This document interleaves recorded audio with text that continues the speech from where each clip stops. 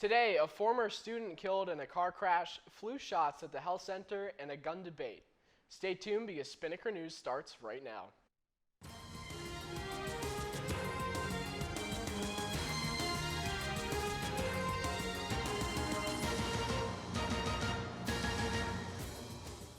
Morning Ospreys, I'm Emmett Clark and you're watching Spinnaker News. A former UNF student was killed in a car accident this past weekend. According to the Florida Highway Patrol, Carrie DeMott was hit head-on by a car on Orlando's I-10 on Saturday. The other vehicle was going westbound and had crossed over to the eastbound lane. DeMott was a former sister of UNF's Delta Gamma sorority and had transferred to UCF. The other driver was reported to have critical injuries, and the crash is still under investigation. UNF's Civil Discourse series continues tonight with a gun control panel. The panel will be moderated by President John Delaney himself and will include a panel of accredited people such as Cord Bird, an NRA representative, Eric Friday, a Florida Carry representative, Richard Collier, a former NFL offensive lineman, and William J. Shepard, a criminal trial lawyer. Spinnaker Media will be live streaming the event tonight, which starts at 7 p.m. Head on over to unfspinnaker.com later tonight and catch a few tunes or maybe a movie before the panel starts. If you're interested in going to the panel in person, email onejax@unf.edu to register. Student Health Services will be offering flu shots on a walk-in basis this week. In order to avoid waiting room congestion, there will be 2 separate dates where flu shots can be obtained. Students can get a flu shot for $15 while faculty and staff will be charged $20. You can head over today from 10 a.m. to 11:30 a.m. or tomorrow from 11:30 to 2 p.m.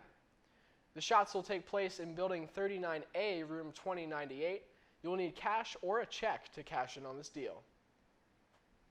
Now let's toss it over to James with sports.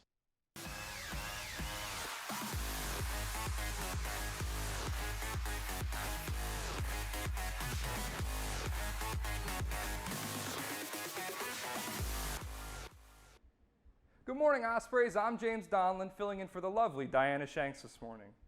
The women's volleyball team swept up a 3-0 win Saturday against NJIT.